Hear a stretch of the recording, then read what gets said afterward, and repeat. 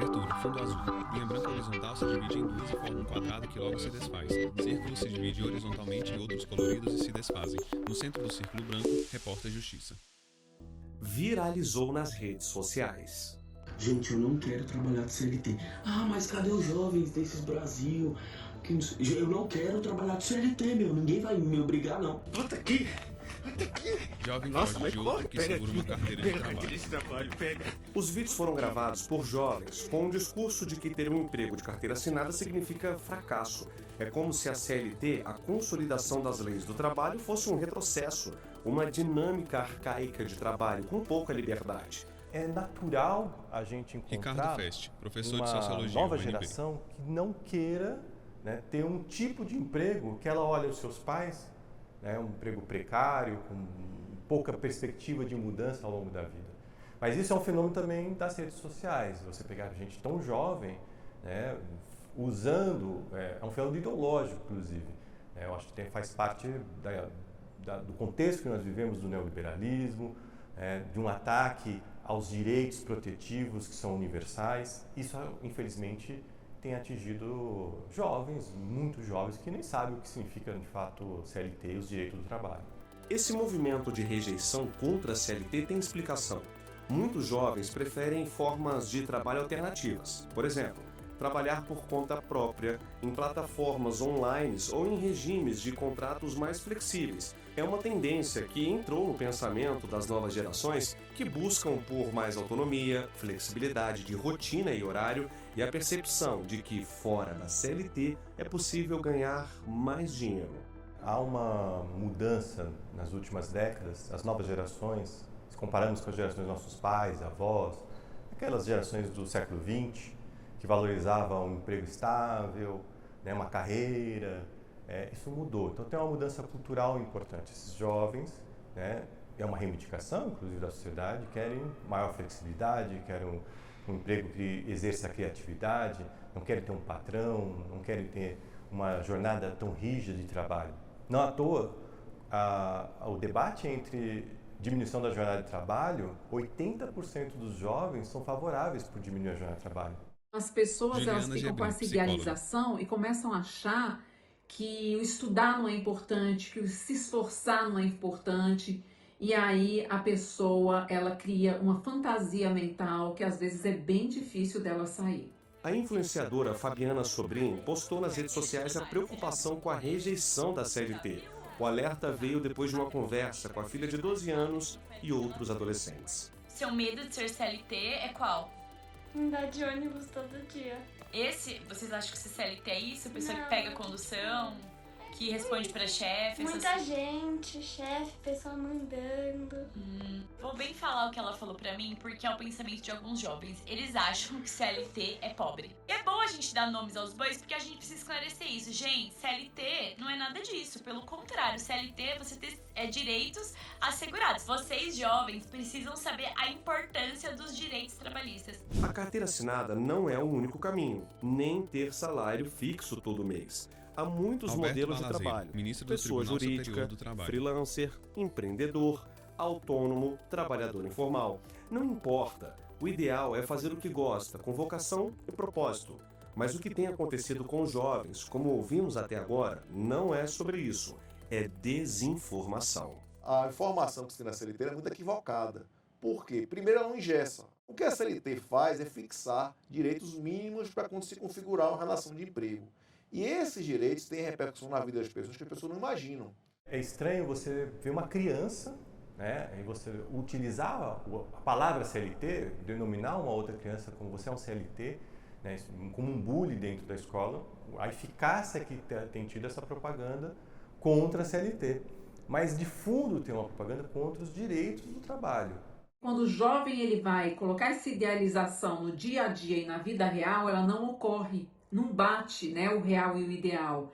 E a maior fonte de dor desses jovens está justamente nessa distância entre a vida real e a virtual. A CLT estabelece direitos e deveres para empregados e empregadores, como a jornada diária máxima de 8 horas, descanso semanal remunerado, férias, pagamento de horas extras, ambiente salubre, aviso prévio, licença maternidade, licença paternidade, 13º salário, proteção contra a demissão sem justa causa e seguro-desemprego.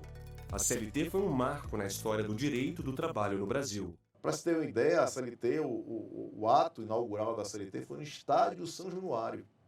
Para se ter uma noção da importância do ato, do presidente Getúlio Vargas, à época, houve uma criação prévia de uma comissão que fez essa consolidação, com diversos juristas de grande peso na ocasião, e essa consolidação trouxe um patamar civilizatório mínimo. O que a gente chama de patamar civilizatório mínimo? Era aquilo que se esperava que o patrão, que o empregador pagasse minimamente na constituição de um vínculo de emprego. Hoje, 1º de maio de 2025, a CLT completa 82 anos. São 8 décadas de proteção social e econômica para trabalhadores e empregadores. Uma lei que contribui para a construção de relações de trabalho mais justas e equilibradas, como a saúde e a segurança. A limitação de jornada não é porque a gente quer que haja o pagamento de hora extra, é porque se deseja que seja cumprida a jornada, porque a partir da hora extra se gera insegurança, se geram acidentes. Então, é conhecer o artigo 7º da Constituição, conhecer um pouco da CLT, o texto da CLT, conhecer os seus direitos se aproximando das entidades, inclusive dos sindicatos. A CLT passou por atualizações importantes. Uma das mais emblemáticas foi em 2017, com a reforma trabalhista, que alterou vários pontos da lei, como trabalho intermitente, acordo individual, registro de ponto, parcelamento de férias e direito de greve. O pensamento da Camille vai na contramão dos jovens que mostramos no começo do programa. O sorriso é tímido, mas a alegria que está sentindo não tem preço. É o primeiro emprego. Estou muito feliz, estou muito satisfeita. Inclusive surpresa, porque eu não esperava que eu ia amar tanto o CLT, porque a internet, as pessoas falam muito mal do CLT, mas eu tô amando. Ela é videomaker e desde que formou há 4 anos, trabalhou como freelancer. Tinha lá as suas vantagens. Liberdade, você tem flexibilidade no seu horário. Eu sou muito noturna, então eu amo trabalhar de madrugada e ficar de manhã dormindo, fazendo outras coisas. Então isso funcionava muito bem pra mim. Mas tinha também as desvantagens. A parte ruim do freela é a instabilidade. Então, tinha meses que eu tinha muito trabalho, muitas coisas pra fazer, inclusive ganhando muito bem. E aí tinha outros meses que eu não tinha nada e não ganhava nada. E aí você tem que ser muito organizado financeiramente também. Enfim, muito organizado pra você conseguir pagar suas contas e fazer tudo certinho, porque nem todo mês é garantido. A rotina mudou. Vou ser muito sincera, gente. Eu acordava meio-dia, que eu acho muito errado. Mas eu acordava meio-dia e meu dia ia começar de verdade lá pras 3 horas, porque eu ia almoçar, andar com meu cachorro, nanana. Então meu dia era muito curto, eu não aproveitava muito bem a vida, né? Aí eu pensei, acho que eu quero uma rotina, eu quero estabilidade. Hoje, ela sabe dos direitos garantidos pela CLT. Freela não tem PJ, não tem benefícios, você meio que tá sobrevivendo.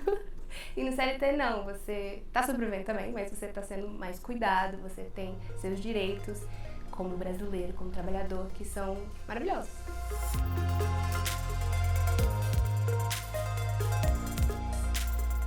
No próximo bloco, a repórter Renata Teodoro mostra como a justiça atua para garantir os direitos de quem trabalha sob o regime CLT. A gente volta já. Vinheta de transição. No centro, em círculo branco escrito em amarelo, reporta Justiça. Vinheta de transição. No centro, em círculo branco escrito em amarelo, reporta Justiça. Edifício do TST em Brasília. Criada para proteger quem vive do próprio esforço, a Justiça do Trabalho busca equilibrar direitos e deveres entre empregados e empregadores. Mas apesar da sua importância, nem sempre as soluções chegam com a rapidez desejada. Na teoria, o melhor cenário é quando há cooperação entre as partes. Na prática, o caminho costuma ser mais lento e cheio de obstáculos. Essa advogada foi procurada por um grupo de professores e especialistas em educação demitido por uma rede de colégios particulares de Brasília. Os profissionais alegam falta de pagamento do Fundo de Garantia do Tempo de Serviço, o FGTS, e do Instituto Nacional do Seguro Social, o INSS. O questionamento dos Sirlene professores Carvalho, e esses advogada. especialistas é que verbas de FGTS não estavam sendo pagas e identifiquei também que a multa dos 40% não foi paga para esses trabalhadores. Flagramos, inclusive, a questão do INSS, que não estava sendo recolhido, e revisando as rescisões de cada um, identificamos algumas outras infrações, como falta de pagamento de horas extras. Diferentes canais de mediação foram acionados e nada de acordo. Medidas serão feitas ali através de uma execução forçada para que esse direito, então, seja assegurado, e tem-se a expectativa de que esses trabalhadores receberão todos os direitos que são cabíveis. Foram quase 3 anos de atuação como professor de física, onde lecionava em 2 das unidades controladas pelo grupo. Hoje, o sentimento do Tiago é de injustiça, tristeza e insatisfação. Eu me sinto muito... Tiago Vilela de Oliveira, professor. Muito lesado por conta do que aconteceu. Por quê? Porque isso é um direito trabalhista nosso, está na CLT, está na Constituição. Então é um direito porque é um dinheiro que deveria estar numa conta onde eu poderia usar por diversas formas. Eu poderia usar no abatimento do financiamento do meu apartamento, poderia usar no empréstimo se eu tivesse apertado. E eu não tenho esse dinheiro, eu não recebi nem a verba rescisória dos 40%. O que ele mais deseja parece simples e até soa como clichê, que a justiça seja feita e se faça presente.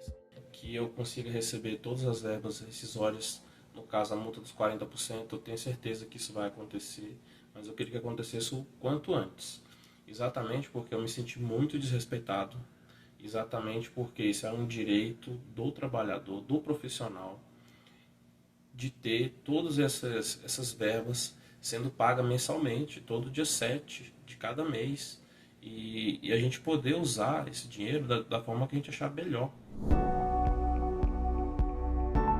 Um cabelo, símbolo de resistência e beleza, foi o motivo do assédio sofrido pelo Cláudio, publicitário e músico. A entrevista presencial Cláudio Neves, que eu tinha feito com a pessoa que seria meu chefe, ele já deixou claro que não teria gostado do meu cabelo, que não teria gostado da minha atitude, né?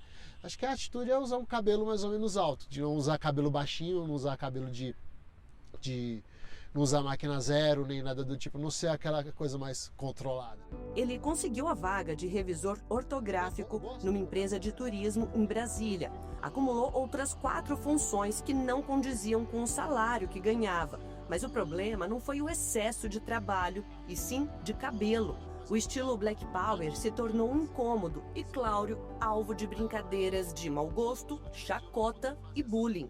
A minha chefia imediata já vinha descontente comigo desde o momento que eu entrei na empresa, né? E se aproveitou de uma situação, de um evento de Dia dos Pais que aconteceu na sede da empresa para executar um plano de vingança contra mim, né? Que é basicamente mobilizar todos, não todos, mas muitos dos outros setores que tinham na empresa, para não deixar eu sair de onde estava acontecendo o evento, especialmente perto de onde estava a mesa de barbeiro, aonde iria acontecer o corte de cabelo dos funcionários. O cabelo, especialmente o crespo, sempre foi mais do que vaidade. É expressão, força e identidade. O movimento Black Power ergueu essa bandeira, fazendo do cabelo um grito contra o racismo e a opressão dos padrões brancos. Depois de ser convencido a cortar o cabelo, no dia seguinte, Cláudio pediu demissão. Ele se deu conta de que havia sofrido assédio e recorreu à Justiça do Trabalho. Quando chegou a vez das testemunhas deles falarem, eles simplesmente disseram: pô, a gente fez isso sim, mas a gente achou que você estava dentro da brincadeira, porque você foi sorrindo e tudo mais, e para você estava tudo certo, porque você estava até rindo depois, e a gente achou que você estava gostando do que a gente estava fazendo com você. Casos parecidos com o do Cláudio chegam na Justiça do Trabalho e na Justiça Comum. Estagiários, trabalhadores temporários, informais, terceirizados e autônomos, por exemplo, também podem buscar reparação judicial em casos de assédio moral, e não apenas quem é do regime seletista. A Constituição Federal e o Código Civil estabelecem que o direito à indenização por danos morais não depende do tipo de contrato, e sim da violação de direitos de personalidade. Na maioria dos casos, quando há vínculo empregatício CLT, a ação vai para a Justiça do Trabalho. Quando não há esse vínculo, o processo costuma ser movido na Justiça Comum. Ao proferir a sentença, o magistrado responsável pelo caso não teve dúvidas e o entendimento foi claro. Foi cometido de fato assédio moral, que o conceito deles de brincadeira acabou quando no dia seguinte eu pedi demissão, alegando que tinha sofrido assédio moral, que o assédio moral tinha um certo agravante de racismo, pelo fato de eu usar um cabelo semelhante a esse, mas que na época não estava tão alto quanto esse, mas estava alto bastante para chamar a atenção. Causa ganha, mente tranquila. Cláudio foi indenizado em R$14 mil, valor que, segundo ele, não paga o trauma que sofreu. Mas, só de saber que a justiça foi feita, o sentimento é de um dano reparado. Eu perco meu sono por outros motivos, mas não por esse. Não por ter processado a empresa, não por ter corrido atrás dos meus direitos. Eu tenho milhões de outras preocupações, de outras causas de insônia e de outras razões pelas quais eu perco meu sono, minha paz e minha tranquilidade. Mas o fato de ter me defendido e corrido atrás dos meus direitos não é uma dessas razões. Cláudio caminha por uma calçada entre prédios, imagem de sua silhueta contra um prédio, junto a árvores. E ainda, no próximo bloco eu volto para mostrar que, cada vez mais distante do modelo tradicional da CLT, o empreendedorismo é um dos caminhos que tem atraído a nova geração que busca autonomia, propósito e flexibilidade. Nosso intervalo é rápido, não saia daí. Vinheta de transição, no centro em círculo branco escrito em amarelo, repórter Justiça. Vinheta de transição, no centro em círculo branco escrito em amarelo, repórter Justiça. Pessoas em diferentes ambientes de trabalho. Uma geração que está transformando a forma de ver o trabalho e almeja mais do que um salário no fim do mês. Jovens que buscam sentido, autonomia, impacto e tomam para si uma responsabilidade arriscada, a abertura de negócios que nascem por meio de propósitos de vida. Essa é Ricardo Fest, a professor de lástima dos Sociologia, nossos tempos. UNB. Nós trabalhamos muito numa sociedade que permitiria a gente trabalhar muito menos. Eu gostaria de ter mais lazer, estar com a família, poder ir para a religião que você está adepto, né, cuidar dos filhos, dos netos. Aí a gente tem cada vez mais trabalhado e as nossas atividades de lazer é para melhorar o nosso trabalho, a produtividade do trabalho. Então você vai fazer um esporte porque você não quer se lesionar ou ficar doente. Então seria bom se nós tivéssemos uma sociedade em que conseguíssemos diminuir o trabalho e as pessoas tivessem essa liberdade de escolher os seus caminhos profissionais, etc.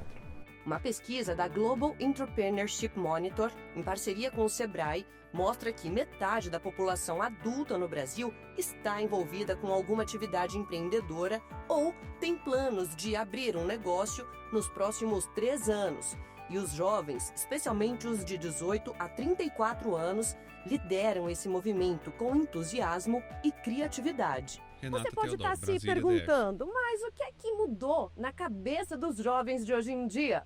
Bom, o que antes era visto como estabilidade, aquele combo CLT com plano de saúde, vale-refeição e outras garantias, vem perdendo espaço para algo que a nova geração valoriza muito mais: a liberdade de tempo, de escolha e de expressão. Pelas nossas pesquisas, o Brasil tem 94 milhões de pessoas que ou já são empreendedoras ou querem ser. 47 milhões têm uma empresa ou são profissionais autônomos, conta própria, e mais 47 milhões querem abrir um negócio, têm um sonho ou uma vontade de abrir um negócio nos próximos 3 anos. Além disso, em termos de sonho mesmo, a gente nas pesquisas pergunta para o cidadão brasileiro qual que é o sonho dele. E o terceiro maior sonho do brasileiro é ter o seu próprio negócio. Nessa dinâmica de começar do zero e fazer de tudo, Anne sabe bem como funciona. Decidiu empreender no final de 2018 com Dindim Gourmet, porque não encontrava emprego na área dela, de recursos humanos. Eu já era formada Anne em Carolina RH na Lima, época, empreendedora. só que eu mandava currículos, o pessoal não me chamava. E eu tinha 23 anos ali, naquela flor da idade em que a gente quer sair, quer se divertir, quer comprar coisas, e eu não tinha esse dinheiro.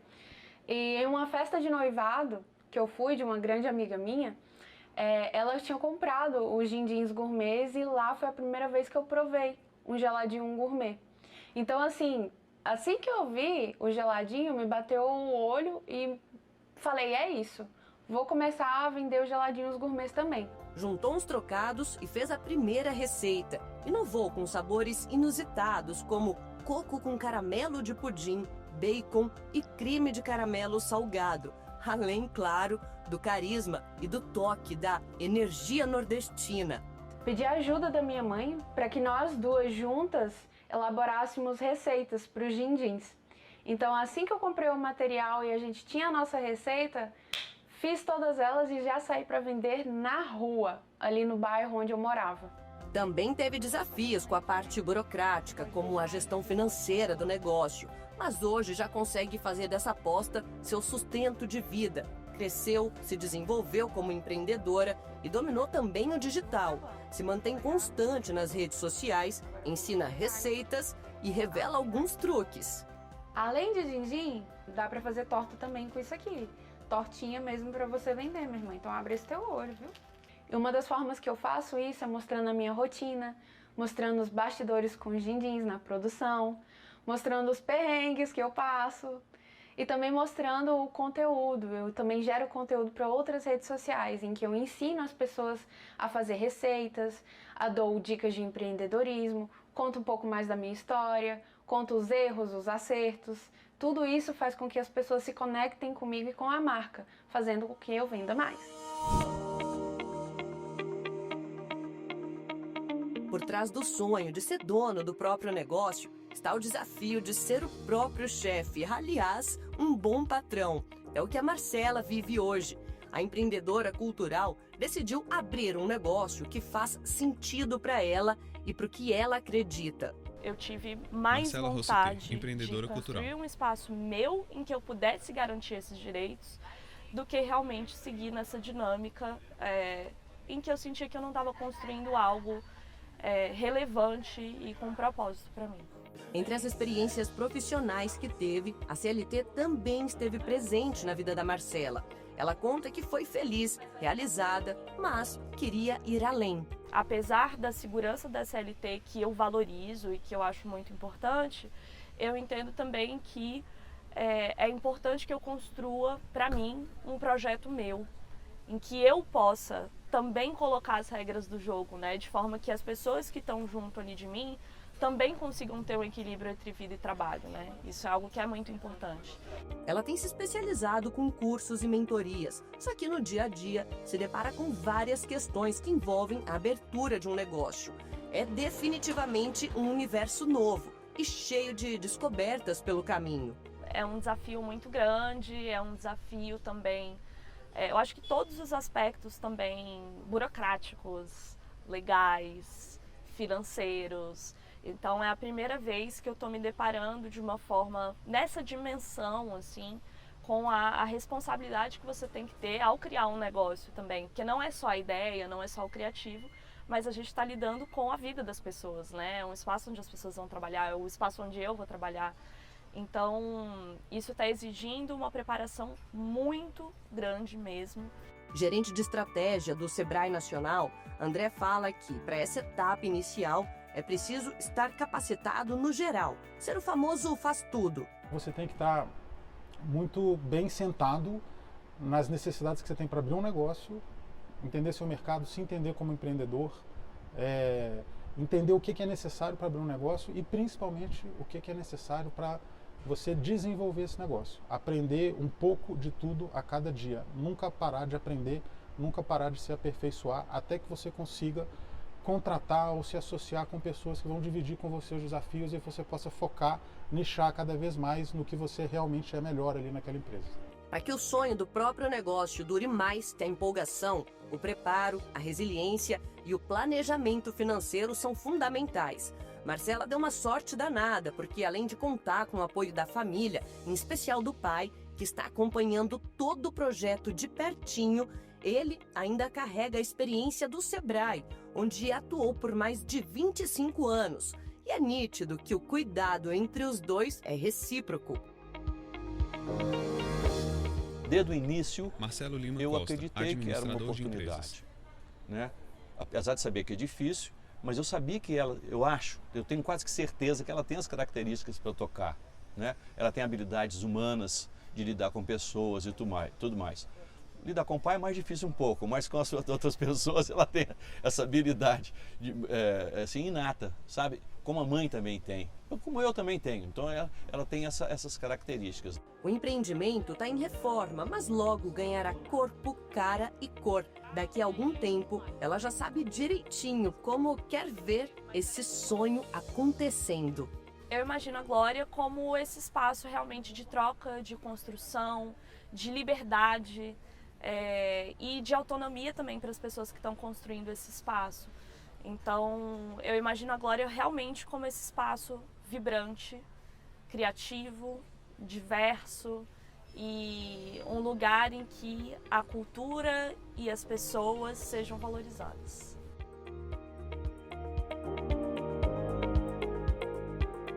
O Repórter Justiça fica por aqui, mas não esquece de seguir a gente no Instagram, @Rádio e TV Justiça.